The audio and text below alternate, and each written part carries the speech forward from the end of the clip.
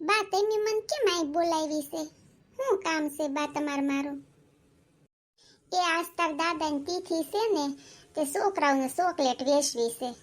તે તાર હાહુન મેં કીધું છે ચોકલેટનું પડીકું લેતી આવી, અને પછી આ ધમીને કહીને તે બધા છોકરાને ચોકલેટ વેચી દે એમ. કાંતા ચોકલેટ લાવી હોય તો લાયો માર બાપ, લાય. છોકરા આપે બેઠા હશે, અગાઉ પાછો ઢંઢેરો ટીપી દીધો મેં કે આજે એમ ચોકલેટ વેચવાના છે, એ બધા ભેગા થઈ જાજો. લ્યો બા, લઈ આવી હું ચોકલેટ. હવે ધમીને કહીને તે બધા છોકરાને વેચી દે. આલે બટા ધમી, વેચાઈ જા બધા છોકરાને. હા લાવો મમ્મી, વેચાવું હો. અને આમાંથી બે ત્રણ હું ખાઈશ હો, મને ચોકલેટ બહુ ભાવે. એ હા, તું તાર ખાવા જ લીધી છે, ખાશે હો. કાંતા હો, ચોકલેટ તો બહુ સારી લાવ્યા તમે, બહુ મોંઘી લાવ્યા. હા બા, વર્ષે એકવાર વેચવી હોય ને પછી આપણે શું હોંઘી લેવી. છોકરા બિચારા રાજી થાય ને હારી ચોકલેટ ખાય તો. ઘરે પાછી રાખી 4-5, એકાદી બે હું ખાઈશ હોય એમાંથી. અરે બા, તમારામાં બુદ્ધિનો સાંટો નથી. તમારે થોડીક ચોકલેટ ખવાય, વાત કરો છો હાવ. તમારા ઘરવાળાની ચોકલેટ વાહે વેચી હોય તમારે ખવાય. હું હાવ આવા ને આવા ગાંડા કાઢો છો ગટપણના.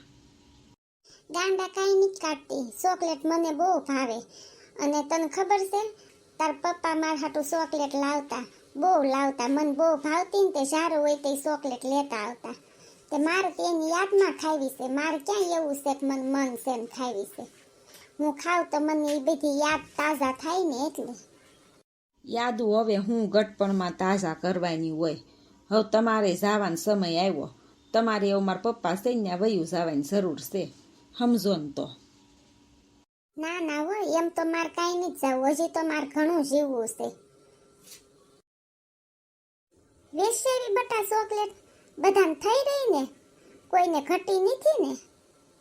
ના ના બા, ઘટી તો કાંઈ નથી, પણ હારી ચોકલેટ ભાળી ગયા ને ડેરી મિલ્કની.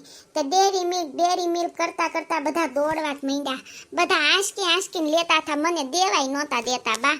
અને છેલ્લે તો ઓલો તાહડો હતો ને, તાહડો એક છોકરો ખેહીને વયો ગયો મારા હાથમાંથી. 2 ચોકલેટ રહી હતી ને, તે તાહડો ખેહીને ઝાપટ મારીને આમ ઝટકાવીને ખેહીને લઈને વયો ગયો. મમ્મી તમે રાખી છે ને ઘરે? મને તો એમ હતું કે આમાંથી હું 2-3 ખાસ, પણ મારી વાહે તો વધવા જ ન દીધી છોકરાવે. એ હા, રાખી છે હો. 10-12 ચોકલેટ મેં મૂકી દીધી છે ફ્રીજમાં, પછી ખાઈ લેજે તું. અને બાને દઈ દેજે એકાદી. હે બા, આમાં દાદા વૈયા ગયા એને કેટલા વર્ષ થયા? તેમ હજી ચોકલેટ વેચો છો છોકરાઓને? એ તાર દાદા વૈયા ગયા એને હજી બટા 3 જ વર્ષ થયા છે. 3 વર્ષ થતા એમ વિખૂટા પડ્યા છે. એમાં રોવા કા માંડ્યા બા? હવે થોડુંક રોવાય તમારે. સાના મરો, આમ કઈ રોવા ન બેહાય. મને તાર દાદાની બહુ યાદ આવે છે. દર વર્ષે આવી રીતના ચોકલેટ વેચવી, મને તાર દાદા યાદ આવે. બહુ ચોકલેટ ખવડાવીશ તાર દાદાએ મને. તે ગટપણનું તો જવાનું તો હોય જ ને બા, એને જવાનું હોય ને તમારે જવાનું થશે. હજી તો ભગવાન કરે તમને લાંબી આયુષ આપે, પણ તમારે થોડાક વર્ષ પછી જવાનું તો થાહે તેનું ઉપર. તે પછી મળી લેજો દાદાને. એમાં એમ છે ને બટા ધમી, મારા ને તાર દાદાને પ્રેમ લગ્ન થયા હતા ને, તે અમને એકબીજા પ્રત્યે બહુ પ્રેમ હતો, એટલે વધારે દુઃખ લાગે. ગટપણનું જુવાનીનું કેવું ન હોય. તને એમ થાય કે ગટપણમાં બા રોવા બેઠા ને આવું બધું યાદ કરે, પણ અમારા પ્રેમ લગ્ન હતા ને, એટલે અમને એકબીજા ઉપર બહુ પ્રેમ છે. એટલે બા, હું વાત કરો છો? તમારા પ્રેમ લગ્ન થયા હતા? એ જમાનામાં તમારા પ્રેમ લગ્ન થયા હતા બા? તો મમ્મી પપ્પાને પ્રેમ લગ્ન થયા હશે ને? ના ના હો, એ ડોહી અને એણે પ્રેમ લગ્ન કર્યા, એમ નથી કર્યા હો. અમારે તો અમારા મા બાપે કર્યું ને એ રીતના તમે આવ્યા છે. હાલો હવે તમે બે અહીં બેઠા બેઠા જે વાતો કરવી એ કરો. મારે કાંઈ સાંભળવાની નવરાઈ નથી. હું તો આ વર્ષોથી સાંભળતી જ આવી છું. મને ખબર છે હવે બાઈ એની કહાની જ કરવાના છે, એટલે મારું ઘરમાં ઘણું કામ છે, હું કામ કરું છું. તમે બે જે કહાની કરવી હોય ને કરો, ને સાંભળો, ને જે કરવું હોય એ કરો. બા, તમારે દાદાને કઈ રીતના પ્રેમ થયો તો એ તમારી કહાની કયો ને, મને સાંભળવીશ. મને બહુ ગમે સાંભળવી. કયો ને બા મને. હારું લે, કહું તને અમારી કહાની, તાર સાંભળવી છે ને તો સાંભળ હવે. અમાર જમાનામાં છે ને, પેલાના જમાનામાં ત્યારે છે ને ઘરે આવા ટોયલેટ નહોતા. તેની ટોયલેટમાં જાવ ને ત્યારે એ અમારે બહાર જવું પડતું. તે હું ને મારી બેનપણી બે ડોલસે જાતા હતા. તે એમની જાતા હતા ને તે એક કૂતરું હડકાયું હતું. તે અમારે વાહે થયું. તે હું ને મારી બેનપણી બે ભાગવા માંડ્યા. ત્યાં તાર દાદા હામાં મળ્યા ને તે તાર દાદાએ અમને બસાવ્યા. તે મને ને તાર દાદાને એમાંથી પ્રેમ થઈ ગયો ધીમી. અરે મારા રામ, તે હડકાયા કૂતરાય તમને મળાવ્યા એમ ને? હા હો, કૂતરાય અમને મળાવ્યા. તે દુની હું છે ને કૂતરાને હડકાયું હોય કે સારું કૂતરું હોય, કૂતરાને ખવડાવ્યા વિના હું નથી ખાતી. પેલા કૂતરાને દઉં અને પછી હું મારા મોઢામાં કોળિયો મૂકું. પછી તો છે ને મને ને મારી બેનપણીને બેયને તાર દાદાએ બસાવ્યા હતા. તે મારી બેનપણી કે મારે એને પ્રેમ થઈ ગયો છે. મેં કીધું કે મારે થઈ ગયો. એમે બે બાંધ્યું. પછી કીધું કે આને પૂછી જોઈએ. પછી તાર દાદાને પૂછ્યું કે તમને કોઈનાર પ્રેમ છે?